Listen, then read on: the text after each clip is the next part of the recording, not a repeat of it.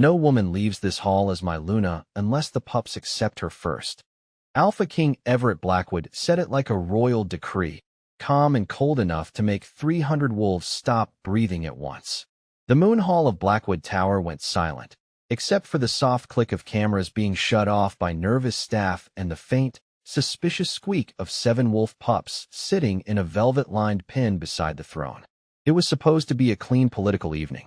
$3 million in security, flowers flown in from Oregon, crystal glasses lined up like soldiers, and every high-ranking Omega in the North American Crescent Pack dressed like she had been born under flattering lighting. Everett stood at the top of the black marble steps in a midnight suit, silver cuff links, no crown, because men like him did not need metal to remind a room who owned the room. Elder Grant Vale smiled from the council table. A wise tradition, Your Majesty. The royal pups sense loyalty. Across the hall, Lady Celeste Marrow tilted her chin with perfect confidence. She had the East Ridge Alliance, for council votes, and a white silk gown that looked allergic to poor people. She stepped forward first, offering her hand to the smallest pup. The pup stared at her. Celeste smiled brighter. "Hello, darling." Biscuit, a silver-gray ball of royal judgment, sneezed directly on her glove. A few people gasped. Everett's jaw moved once. Not a smile. Almost worse. Celeste recovered fast, because noble Omegas were trained for war, weddings, and public humiliation. How sweet. Then Biscuit grabbed the pearl trim of her gown and dragged it 6 feet across the floor. That was when the other pups apparently remembered they had careers. One launched into Lady Briar's flower arrangement. Another stole the ceremonial ring cushion and sprinted under the council table. 2 pups attacked the white linen runner like it had personally insulted their bloodline. Someone dropped a glass. Someone whispered, "Control them." No one did. They were royal wolf pups, not toddlers at a daycare, though the difference was becoming difficult to defend. Everett descended 1 step. "Biscuit." The pup looked up with the calm expression of an animal considering treason. Then all 7 pups froze. Their noses lifted. Their ears turned toward the service corridor behind the hall. Everett felt it at the same time they did. A scent under the perfume, champagne, polished stone, and expensive fear. Warm cotton, rainwater, lavender soap. Something quiet that slid straight past his discipline and brushed against his wolf like a hand over troubled fur. His wolf rose inside him, not angry. Interested. The pups bolted. The entire royal match collapsed into shouting silk and overturned flowers as 7 tiny heirs of the Blackwood line charged out of the Moon Hall, down the east corridor, and into the laundry level. 10 minutes later, they came back dragging a laundry cart by its straps. Behind it stumbled a young Omega in muddy boots, a gray work dress, and a soaked apron, gripping a basket of wet towels like it was the last normal thing left in America. Biscuit had his teeth in her sleeve. "Let go," she said, breathless. "I swear, if you ate another lavender bar, I'm billing the palace." Then Harper Lane looked up and realized every alpha, elder, noblewoman, and camera in Blackwood Tower was staring at her. Celeste's smile sharpened. "Is this staff?" Harper swallowed, mud dripping from one boot onto the royal carpet. Everett looked at the pups curled around her feet like they had just brought home a queen. And for the first time all evening, the Alpha King had no idea what to say. Something went wrong while generating the response. If this issue persists, please contact us through our help center at help.openai.com. Retry. By the time Harper reached the royal nursery, she had been escorted by 2 guards, followed by 7 smug wolf pups, and stared at by enough nobles to make quitting sound like a spiritual calling. The nursery sat on the 31st floor of Blackwood Tower, behind a steel door carved with old pack symbols and fitted with a modern thumbprint lock, because apparently ancient bloodlines still appreciated good security. Inside, the room was warmer than the rest of the palace.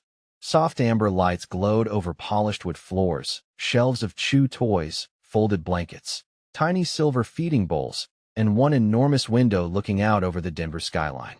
Harper stopped at the doorway. "This is nicer than my apartment." Everett Blackwood stood a few feet behind her, hands clasped behind his back, posture perfect, expression unreadable. "They are royal pups." Harper looked down as Biscuit trotted past her muddy boot and jumped onto a cream-colored cushion that probably cost more than her car. "They also eat soap." Biscuit blinked at her, deeply offended by facts. The other pups circled Harper once, then collapsed around her feet like furry little sandbags. One rested his chin on her ankle. Another nosed the hem of her apron. A third crawled halfway into her laundry basket and sighed as if he had survived a difficult childhood. Everett went still. So did the guard near the door. Harper noticed the silence and lifted both hands. For the record, I did not train them to do that. I mostly asked them to stop stealing dryer sheets. Everett stepped closer, slowly, like sudden movement might break something no one had named yet. His wolf pushed beneath his skin. Harper could not see it, not exactly, but she felt the room tighten, felt every pup turn toward him with bright, expectant eyes. Then Biscuit stood, walked to Harper, and pressed his nose against the inside of her wrist, right where her pulse jumped. Everett's face changed for half a second. Not much, just enough. The kind of crack a mountain makes before anyone admits it is moving. Harper pulled her wrist back. Is that bad? No, Everett said. Too fast. Harper narrowed her eyes. That sounded like a rich person, no. One of the guards coughed into his fist. Everett gave him one look, and the guard became fascinated by the doorframe. It is unusual, Everett corrected. Royal pups do not settle around strangers.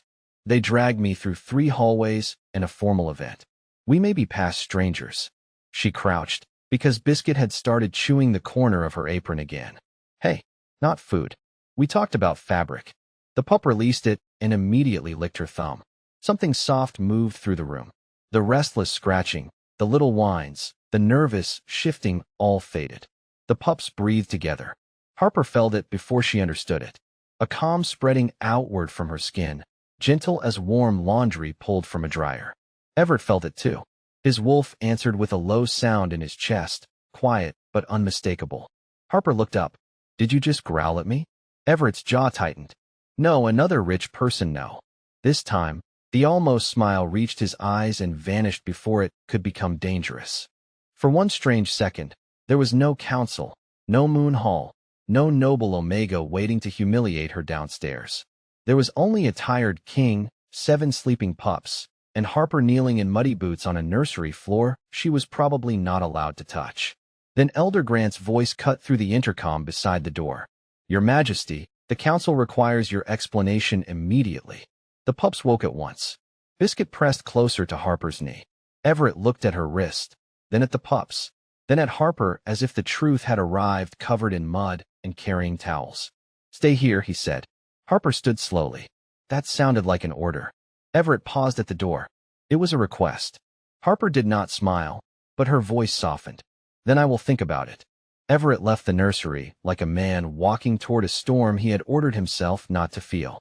Behind him, Harper stayed on the floor with 7 sleepy pups pressed against her knees, listening to his footsteps fade down the hall and wondering why the room suddenly felt too quiet. Biscuit opened one eye, looked toward the door, then looked back at her with the disappointed patience of a tiny old man. Do not start, Harper whispered. I have folded towels with more subtlety than you. Downstairs, the council chamber was waiting. It was all black glass, carved oak, and old pack banners hung beside digital security screens, because the Blackwood pack liked its politics ancient and its surveillance expensive. Elder Grant stood at the head of the table before Everett even entered, as if he had been born leaning over other people's choices. Lady Celeste sat near the window, hands folded, white dress untouched by the disaster she had helped leave behind. Your Majesty, Grant said, the situation must be contained. Everett did not sit. The pups are safe. The pups humiliated 5 allied families, rejected the East Ridge candidate, and dragged a laundry worker into a Luna selection. Grant let the last words land like dirt on polished stone. Safe is not the same as stable. Everett's wolf moved under his ribs. It did not like Grant's tone. It liked even less the way Celeste lifted her eyes and said gently, no one blames the girl. Lower staff are easily overwhelmed by attention. Everett looked at her. Her name is Harper Lane. A small silence followed. Not warm. Not kind. The kind of silence people use when they realize they have stepped near a line, but still believe they own the floor. Grant folded his hands. Names do not change rank. Everett finally sat, every movement controlled. He could still feel Harper's scent on the edge of his mind, warm cotton and rainwater, steadying the part of him that had not slept well in months. That was the problem. Not because it was false, because it was real. A true bond in the middle of a fractured pack would not be treated like a blessing. It would be treated like a weakness to cut open in public. Grant continued, if the court believes your wolf recognizes a laundry omega, every border alpha will call your judgment compromised by instinct. My judgment is not compromised. Then say so clearly. Celeste leaned forward. For everyone's sake. Upstairs, Harper stood from the nursery floor and reached for a fresh blanket. She was not trying to listen.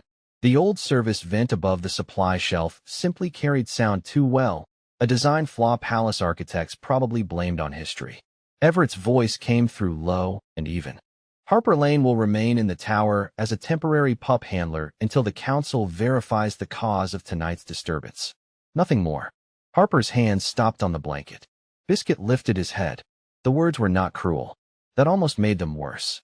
Nothing more. She stared at the cream-colored fabric in her hands and gave a small nod, though no one was there to see it. Right, she said softly. Laundry staff with bonus teeth duty. In the chamber, Everett felt the bond pull tight, like a thread caught under a door. His wolf went very still. Grant smiled as if a vote had already been won. A wise clarification, Your Majesty. Everett did not answer. In the nursery, Biscuit climbed into Harper's laundry basket, dug beneath the towels, and dragged out one of Everett's black silk ties. Then another. Then another. Harper blinked down at the growing pile. Where did you even get these? Biscuit sneezed, deeply proud of organized crime. Harper almost laughed, but it caught somewhere in her chest. She gathered the ties, stood, and turned toward the nursery door just as a folded pup blanket slipped from the shelf. It landed at her feet, old and gray, with a faint stain near one corner and a scent beneath the lavender soap that made every pup in the room whimper.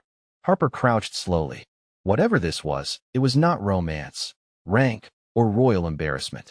It was a warning. Harper did not take the blanket to the council, because she had worked in Blackwood Tower long enough to know the difference between truth and truth with a witness. Truth alone got folded, shelved, and forgotten. Truth with proof made important people sweat through expensive suits. She carried the old gray pup blanket down the service elevator with Biscuit tucked under one arm like a stolen loaf of bread. He had refused to stay in the nursery, which was impressive, considering he weighed 21 pounds and had the moral authority of a retired judge. You are not helping, Harper told him. Biscuit sneezed into her sleeve. That is also not helping.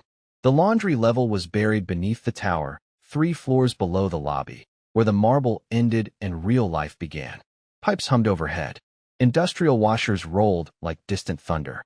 Warm air smelled like soap, steam, cotton, and people who did not get invited upstairs unless something had gone wrong. Harper set the blanket on her work table, pulled on gloves, and clicked on the old inspection lamp her supervisor used to find lipstick on royal napkins. Under bright light, the stain near the corner was not just old dirt. It had a thin yellow edge, almost invisible beneath the lavender. Harper leaned closer. Bitter almond. Ironwood oil. Fake lavender, the cheap kind used to cover something sharper. Her stomach sank. Somebody dosed your blanket, she whispered. Biscuit stopped chewing the table leg. For once, he looked like a pup. Small. Worried. Harper softened despite herself and rubbed one finger between his ears. I know. I do not like it either. She checked the nursery laundry records. 3 pup blankets washed before the gala. 2 normal. 1 missing from the schedule, then returned under a different tag. Whoever had done this understood the service system. That made Harper angry in a clean, quiet way. Rich people always thought power lived in council rooms. They forgot every secret in a palace eventually passed through someone's hands, someone's mop bucket, or someone's laundry cart. At 2:17 in the morning, the elevator opened. Everett stepped out without guards, tie missing, sleeves rolled to his forearms like he had lost an argument with dignity. Harper looked up from a row of labeled fabric strips. If you are here to clarify that I am nothing more, I already got the memo. His face tightened. Good. Not enough to fix it, but enough to prove the words had landed. I came because the pups would not settle. That sounds like a royal problem. It is. He glanced at Biscuit, who was sitting on a pile of stolen black silk ties. And apparently a criminal enterprise. Harper almost smiled. Almost. Everett stepped closer but stopped on the other side of the table, careful not to crowd her. What did you find? She showed him the blanket, the stain, the laundry tag, the schedule. No drama. No begging. Just facts, laid out under a lamp that buzzed like it was tired of royalty too. Everett listened. Really listened. That made the bond between them tug so gently Harper hated how much she noticed. This was not meant to hurt them badly, she said. It was meant to make them restless. Make them ruin the gala. Make me look like the reason. Everett's eyes went cold, but his voice stayed controlled. And make me look ruled by instinct if I'd offended you. Congratulations. Someone found a way to insult both of us with one blanket. For the first time that night, Everett gave a real breath of laughter. Small. Rough. Gone quickly. Then he reached for a towel stack and folded one so badly Harper stared at it. That is not a fold. That is a cry for help. I am a king. Clearly not of laundry. He tried again. She let him. For 10 quiet minutes, the Alpha King of the North American Crescent Pack sorted pup blankets beside a laundry omega while the city slept above them. Then Harper found it. A single silver thread caught in the blanket seam, bright under the lamp. She lifted it with tweezers. Everett went still. Harper had seen that thread before, woven along the edge of Lady Celeste Marrow's white gloves. By sunrise, the silver thread had become a problem with teeth. Harper wanted to take it to the Tower Security Office, file it properly, and let the system pretend it had never ignored laundry staff before. Everett had a colder idea. We bring it to the verification hearing. Harper looked at him over the inspection table, eyes dry from 3 hours of bad lighting and worse discoveries. You want me to stand in Moon Hall with one thread and accuse the most polished omega in North America? No, Everett said. I want you to stand with the truth. That sounds prettier when you are 6'3" and own the building. He had no answer for that, which Harper appreciated more than an apology he had not yet earned. By 9 that morning, Moon Hall had been reset as if the disaster from the night before had been a rumor. The flowers were replaced. The carpet was cleaned. The noble families returned with smiles sharp enough to cut fruit. Harper stood near the center of the room in a clean gray dress borrowed from staff storage, her hair pinned back, her hands empty except for the small evidence pouch Everett had insisted she keep herself. Biscuit sat on her left boot. He had also been brushed, though his expression suggested he considered grooming a violation of civil rights. Elder Grant rose from the council bench. We are here to determine whether Mississippi Harper Lane used improper scent influence over the royal pups during the Luna selection. The words rolled through the hall like cold water. Harper felt every eye turn toward her. Not curious now. Hungry. Lady Celeste stood slowly, white gloves perfect, silver edging bright at her wrists. I do not wish to accuse anyone unfairly, she said, in a voice designed to sound kind from far away. But lower-ranked omegas can be vulnerable to temptation, especially when placed near power. Harper heard a maid near the wall inhale sharply. Everett did not move, but the air around him tightened. Celeste lifted a small glass vial from a velvet tray. This was found in Miss Lane's locker. Lavender oil. Cheap. Bitter underneath. Harper stared at it, and something inside her went very still. My locker does not lock. Elder Grant gave her a thin smile. Convenient. No, Harper said. Poor. A ripple moved through the staff along the back wall. Everett's gaze flicked to her, and for 1 second the bond warmed, steady and quiet, like a hand at her back without touching. He wanted to step in. Harper could feel it. She shook her head once. Not yet. Grant turned to the council. A temporary worker with access to the nursery, found with scent agents, present during the disruption. The pattern is clear. Yes, Harper said. It is. The room paused. She reached into the pouch and took out the gray blanket tag, the laundry schedule, and the single silver thread sealed in clear tape. That vial was planted. But whoever did it forgot Palace Laundry has better records than the council. Biscuit chose that moment to trot to the velvet tray, sniff the vial, sneeze 3 times, and kick it with one back paw. The vial rolled across the marble, straight to Celeste's feet. Several nobles looked down. Celeste did not. That was her mistake. One of the other pups darted under her chair and came out dragging something pale and mangled. A white glove, silver edging, chewed nearly in half. Harper looked at Celeste, then at the thread in her hand. Funny, she said softly. Your glove and my evidence seem to know each other. The hall went so quiet Harper could hear Biscuit breathing against her boot. Celeste stared at the chewed glove as if it had betrayed her personally, which, considering the teeth marks, was not entirely unfair. Elder Grant recovered first. Men like him always did. A damaged glove proves nothing, he said, voice smooth enough to slide under a locked door. Nor does a pup dragging trash across a royal floor. Biscuit sneezed at him with excellent timing. A few staff members looked down very quickly. Harper held up the sealed thread. It proves access. The same silver thread was caught in a blanket that had been treated with fake lavender, bitter almond, and ironwood oil. That blanket was returned under the wrong laundry tag before the gala. Celeste's mouth tightened. Are we truly letting a laundry girl lecture the council about royal evidence? Harper looked at her.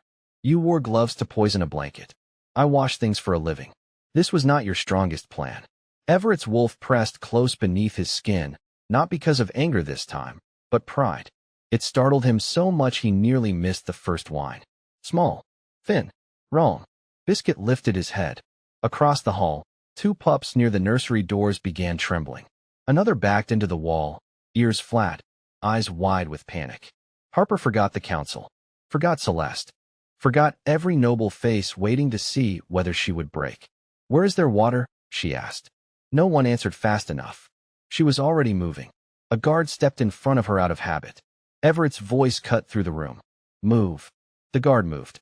Harper ran down the side corridor, gray dress brushing her knees, Biscuit scrambling after her like a furry alarm bell. Everett followed, and behind him came the council, because royal people loved nothing more than following emergencies they had helped create. In the nursery, the silver bowl sat beneath the west window. The water looked clear, but the scent hit Harper before she reached it. Lavender. Too sweet. Too fake. Take those away, she said. Now. A young attendant grabbed the bowls with shaking hands. Harper dropped to the floor beside the smallest pup, a little black one named Cricket, who was breathing too fast. No blood. No wounds. Just fear, confusion, and a chemical edge that made the pups unable to find their own calm. Hey, Harper whispered, pulling Cricket against her lap. You are okay. You are in the tower. You are safe. Nobody gets to make you scared for politics. Everett knelt across from her, not standing over her, not commanding the room, kneeling, one hand flat on the floor, forcing his alpha presence low and steady instead of sharp. Harper felt it. The warmth in her chest answered him before her mind could object. The bond opened like a door neither of them had touched. For one breath, she felt the weight he carried every morning. The throne, the borders, the dead trust, the fear that one wrong choice would crack the pack in half. Everett felt her too. Not weakness, not ambition. A stubborn, aching kindness strong enough to hold 7 frightened pups together with nothing but her voice and the scent of clean cotton after rain. The pups settled one by one. Cricket's breathing slowed. Biscuit pressed against Harper's side, shaking less. Elder Grant stood in the doorway, his face pale in a way that had nothing to do with concern. Everett looked at him then, and the whole room understood the storm had changed direction. You knew what she was, Everett said. Grant said nothing. Harper looked up. What does that mean? Everett's eyes stayed on the elder. It means Harper Lane is not random staff. She carries Luna line blood. The old kind. The kind our council erased from the records because Omegas who could calm royal wolves were harder to control. Harper's hand tightened around Cricket's blanket. The pup sighed against her palm. Behind her, Celeste whispered, That is impossible. Harper looked back at the woman who had tried to bury her under rank and perfume. Funny, she said, voice quiet but steady. People keep saying that right before the pups prove them wrong. Moon Hall reopened at 11:20 that morning, and this time nobody bothered replacing the flowers. The room still smelled faintly of fake lavender, wet stone, and the kind of fear money could not perfume away. Harper stood beside the evidence table in her gray staff dress, one hand resting on Biscuit's head because the pup had decided she was his legal counsel. Everett stood at the center of the hall, not on the throne steps, not above her, but beside her. The choice was small enough for nobles to pretend they did not notice and loud enough for every wolf in the room to hear. Elder Grant sat at the council bench with his face arranged into innocence. Celeste stood 3 feet from him, white gloves gone, hands bare for the first time all morning. Everett looked toward the security chief. Play the hallway footage. The screens lit up. There was the service corridor outside the laundry level. There was Celeste at 2 minutes after midnight, wearing a dark coat over that bright white dress, moving like a woman who believed cameras were only for people below her rank. Then came Grant, speaking to her near the nursery access door, his council ring flashing as he opened a restricted panel. The hall went very still. Harper heard someone whisper, "Oh my God." She did not look away from the screen. Celeste's face lost its polished softness. "That footage is incomplete." Harper lifted the laundry schedule. "So were your tags." She placed the gray blanket on the table, then the sealed thread, then the water bowl report from tower maintenance.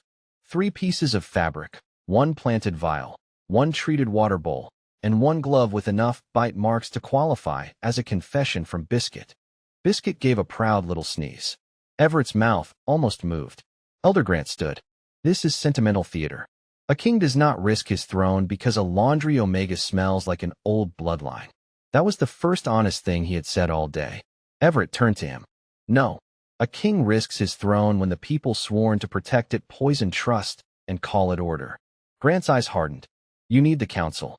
"I need a council that serves the pack." Everett's voice stayed low, but every alpha in the hall lowered their gaze.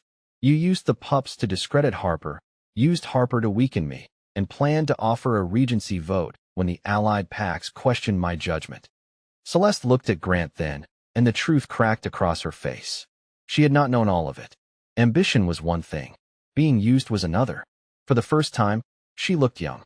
"You said it would only remove her," she whispered. Harper felt no joy in that. Just a tired, bitter kind of justice. Everett removed the black council seal from the table and set it in front of Grant. "Elder Grant Vale, you are stripped of your council vote, your security access, and your authority over Luna's selection. No shouting, no spectacle, just a powerful man being reduced to paperwork, which somehow felt worse." Then Everett faced the room. Harper Lane was not chosen because she was easy to control. She was chosen because she heard what the rest of us were too proud to hear. His eyes turned to her, softer now, careful. "And I will not claim a bond as if it is a crown I can pick up." The room held its breath. Everett stepped back half a pace, giving her space in front of everyone who had tried to shrink her. "If Harper ever stands beside me, it will be because she chooses to. Not because the pups dragged her here. Not because the bond asks for it.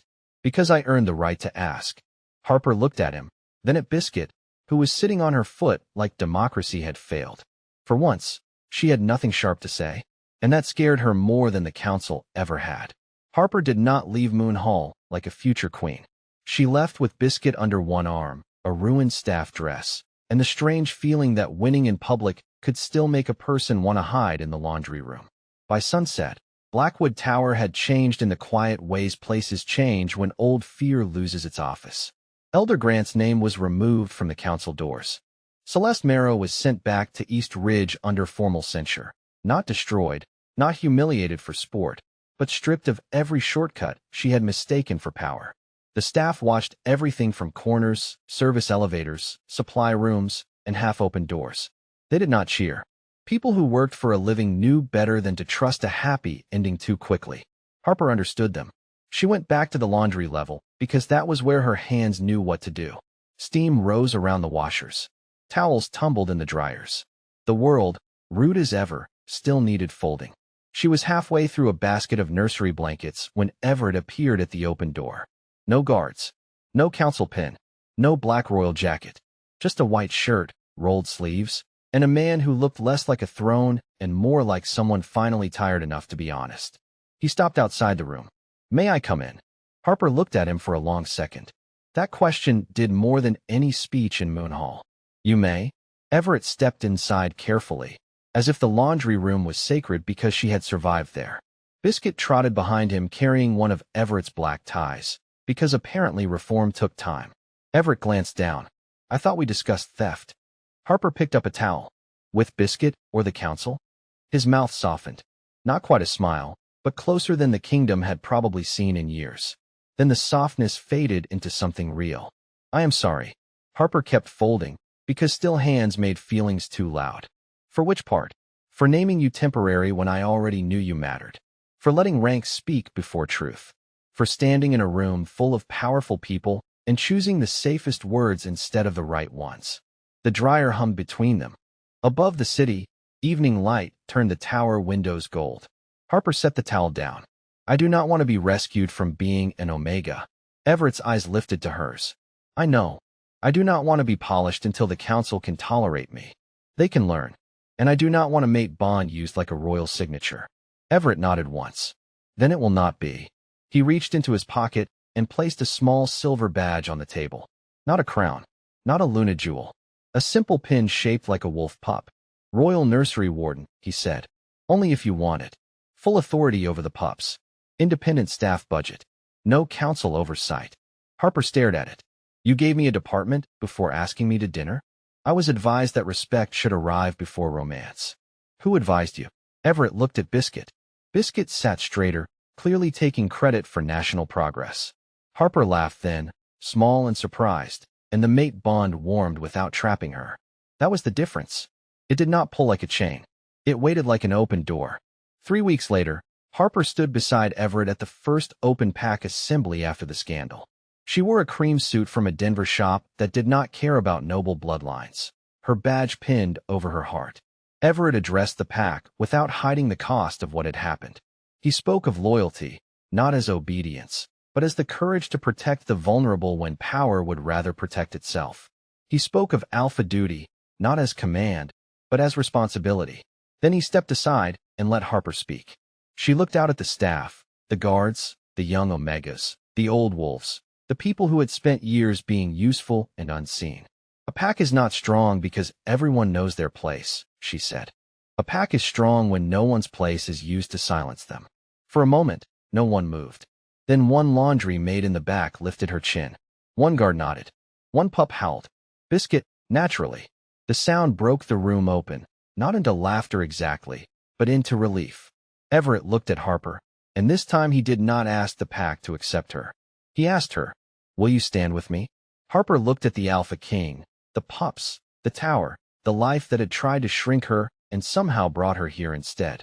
"I will stand beside you," she said. "Not behind you." Everett bowed his head. "That is where you belong." And maybe that was the lesson Blackwood Pack remembered long after the scandal became history. Love without respect was only hunger. Power without humility was only fear, and an Omega's dignity was never a gift from a king. It was hers before he was wise enough to see it.